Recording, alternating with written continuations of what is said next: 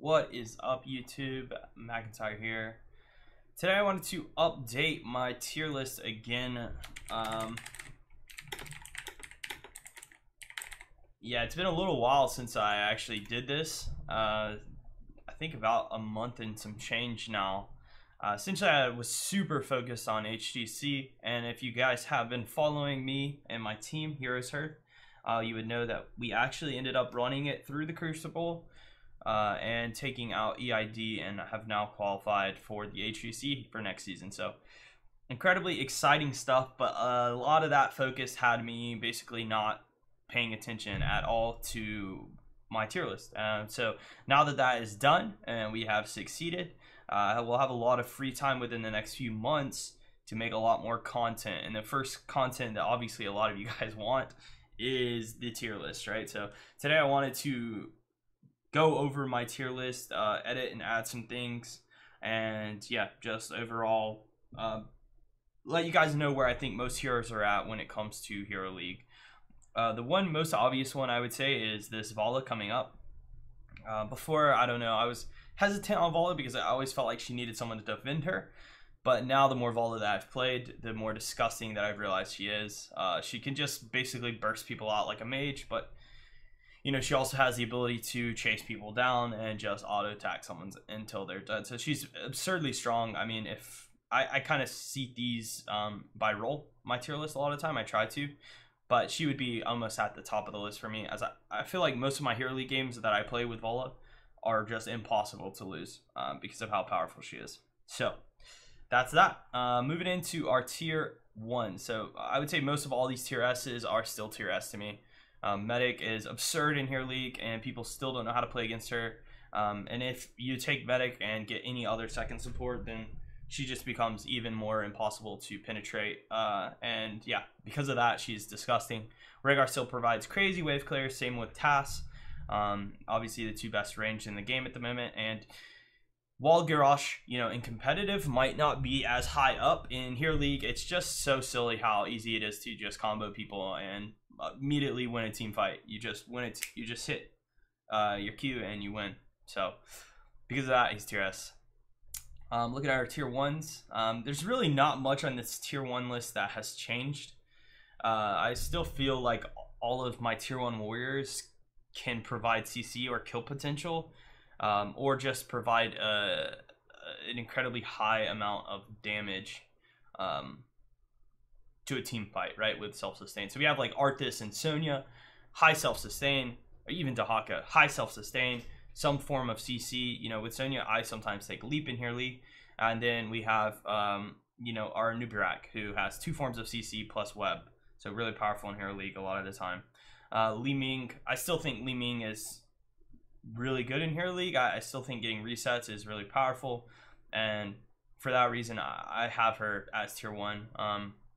I mean, looking at like other ranged, a lot of the time with range damage nowadays, it's interesting. I mean, Zul'jin, if and when the patch comes through, will move up. So when the patch that is currently in the PTR is released to live, Zul'jin, I think, will probably be a tier 1 ranged.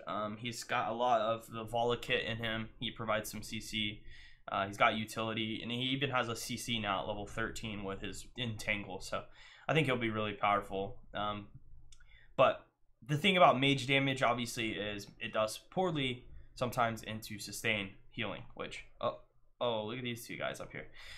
So Li Ming kind of fits somewhere in the middle, because while she does mage damage, she can get resets and win team fights. Our next 2 heroes are our healing reduction heroes, Mathiel and Zul. Zul obviously gets his healing reduction at 20. Mathiel gets his at 7. But these are just really good counters to a lot of heavy CC, and they also provide decent wave clear. Obviously in Mathiel's case, he dominates solo lane. So winning solo lane, you know, that's sort of like Sonya and Arthas as well. Winning the solo lane means that your team can lose the 4-man and you can still be even in XP, which is powerful. Looking at our supports now, the one support that I would bring up probably bring Stukov down, to be honest, and I would bring Brightwing up. So before the changes to Brightwing, This was before she had the Z changes, but I think with the new Z changes, she kind of becomes a ranged flex. She's like Tassadar. She fits that same role. So a lot of the time she'll be split, but in team fight she can protect one target really, really well.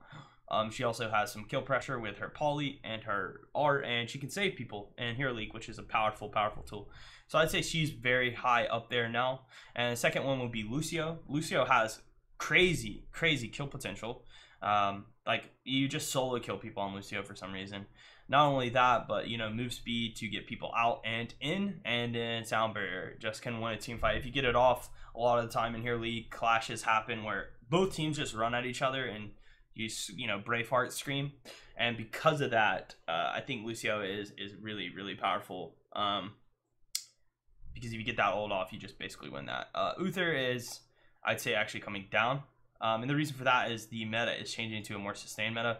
So I'd actually bring Stukov back up because I do believe he has really good sustain. And he has pretty decent kill pressure with his W. Just following up on lead CC.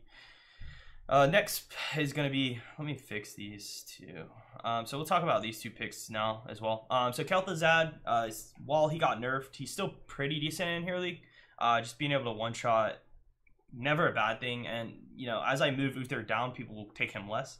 So the answers to the Kel'Thuzad burst are becoming more and more, I don't know, missing, right? So Lucio can't really protect someone from a Kel'Thuzad combo, right?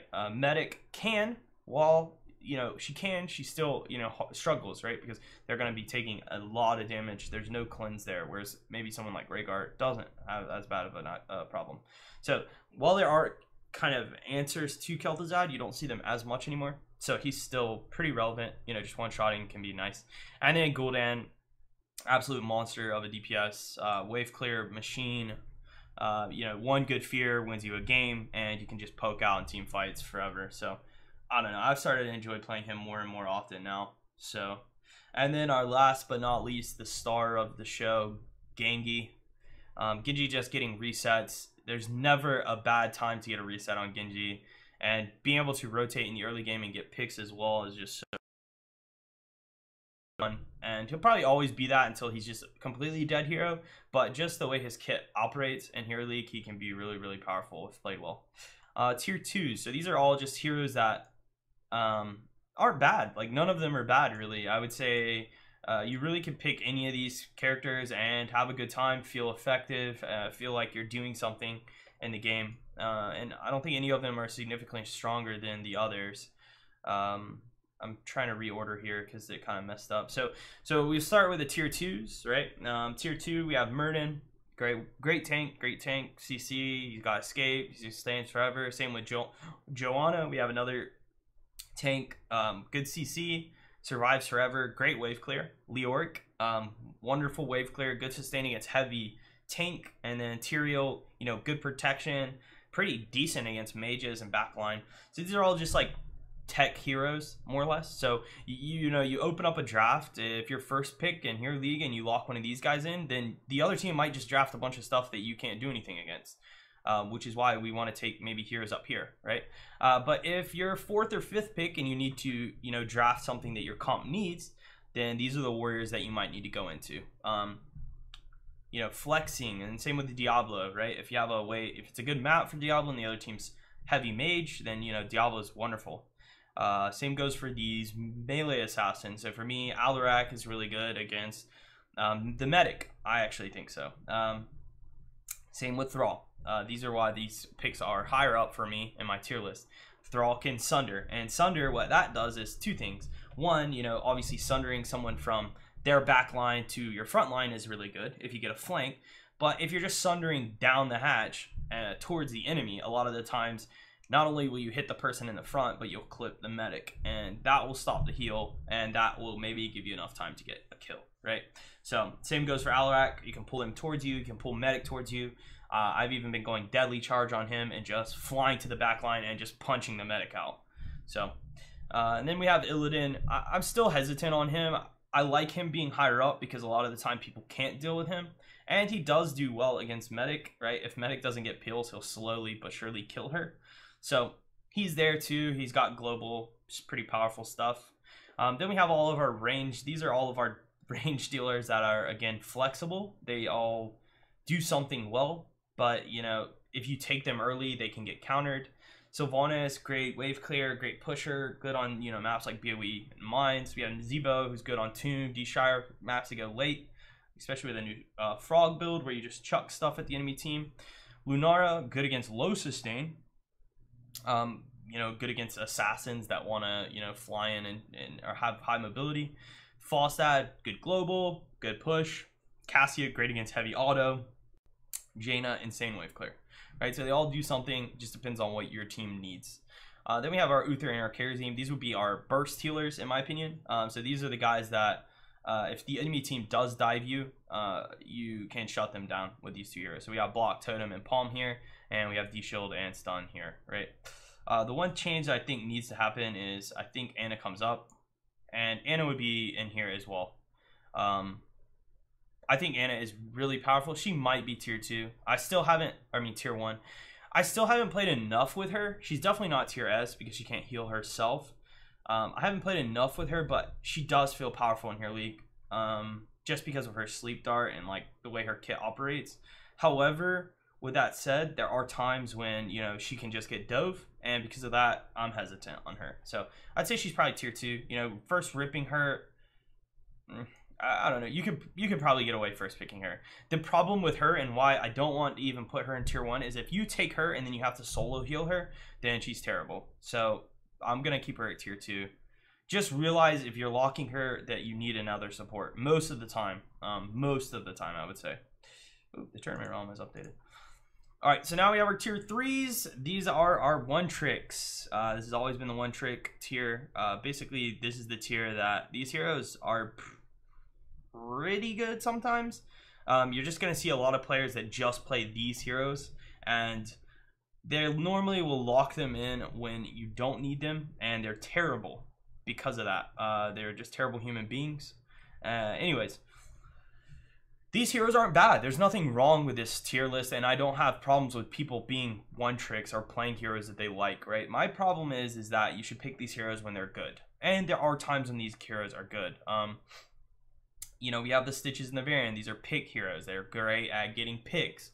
We have Diva, who's great at, you know, zoning and reducing damage of maybe a hero like Zul'jin, who has to stand still and auto attack, right? Chin, who's amazing versus teams with no CC. Artan is really good at racing, good at getting picks with a swap. Then we have Kel'Thas. He's awesome wave clear, good follow-up on CC. Tychus melts the front line. Chromie pokes out the back line. Kerrigan dives the back line. Zeratul VP, right? Rag, wave clear. Zagara, split push. Medivh, shielding, mobility. Abathur, global. Sergeant Hammer, you're tier 4, sorry. Lily, blinds, water dragon, tracer, picks, Aslan, split push, Tyrande, follow up. Right, so those are all those things. I honestly, it just feels like I should click on the hero, and then, you know, I should say follow up, right? Like, maybe that's what I should do for this, and I might go back after now that I realize that I have that system. If you have watched this far, I will go back and I will write notes, okay? I will do that for you guys. As you can see, I have Tracer as a sub role. Great at getting picks in team fight on backline with one-shot rotation. Okay? Stuff like that. So you guys can see when these characters are good if you click on the notes. And also, you know, if I have a video for the hero, if you didn't already know this, the video will appear as well on these clicks. So make sure to click on this stuff too, because there's a lot of stuff, just like deeper information when you click, when the tier list is actually live. And then now we have our tier 4s, and these are just all undertuned heroes. Yeah, I don't know. Oriole, there's probably not, I mean, I could say Oriole could be put up here. The problem with her is in Hero League, a lot of the time you have your carries that do not deal damage, and thus, you know, you're putting yourself on a risk that you will have a damage dealer that's hurting the enemy team. And if you don't, then you're just doing nothing on her. While I know that she is a good hero, and if you know, like, let's say you have a pro ranged player on your team, right? Let's say Crowan's on your team. and you see him hovering Vala, then maybe Ariel's good, right? And that, in that case, yes, you can probably look to pick her, right? But if you don't have that and you have, you know, chronic 420 baller hovering Lunara, you know, you're just like, yeah, you're in the dark there. So be careful when you lock her, but she's not too bad. But then, yeah, we have a bunch of these are all just the cheesy sandwiches. These are the I don't even know. I mean, I just always jokingly, and I know Glogan loves this, but this is like the Glogan tier list. Yeah, so it's just heroes that are undertuned, that can be played correctly. They can dominate if they're even played correctly. They're just undertuned. They're not high priority. They can get picked, and a lot of the time people will be sad when you pick them. And, you know, while I think you can play them well and you can do well on them, they just require a little more work a lot of the time. Or they require a play style that's so different and, you know, not what people are used to, that people get upset when you happen to lock them in, right? The only exception I would say is Cho'Gall, and I think if you have a good Cho and a good Gall, he's actually pretty beast mode in Hero League. I'll just say that. I've been playing him more often now, and I feel sad because I've always flamed Cho'Gall, but I only have been playing him because the people that I've Cho'Galled with have been like friends within Hero League that I recognize and know, and then I'll say, let's play Cho'Gall, and we play it together, right? So it's not like I'm randomly locking in with my gold 2 Cho'Gall player, and then we're balling out. So be careful of that as well. But that is it for the tier list. As far as Junkrat goes, just for speculation purposes, I'll put him as tier 1. I think he has really good wave clear and good mobility, so he can be a very, very powerful hero in Hero League. So that's it for this tier list. As you can see, just so I can show you guys before I get out of here, when you click, comes up with my builds, which you can click on, and this will take you to my ETC build. And then you also have, you know, Garrosh and Rhaegar and yeah, all that stuff. So make sure to do that. And then I'm gonna try to put notes to, I'm gonna try to put some notes on these heroes for what they should be doing in team fights. But that's it for today's video. Hope you guys enjoy this tier list update. If you did, make sure to throw a like and subscribe to this YouTube channel. You can always check me out on Twitch and Twitter, which will both be located in the description below, as well as my Heroes Hearth page. As you can see, this is my Heroes Hearth page. You can sign up here on this website. It's super easy, very community driven, lots of content, and you can find all of my builds and everything here. So make sure to check it out. I would recommend it. Really cool site, and essentially where all of my content will be at. But that's gonna be it for today, guys. So again, thank you all so much for your support, and until the next time, I will see you guys then. Peace.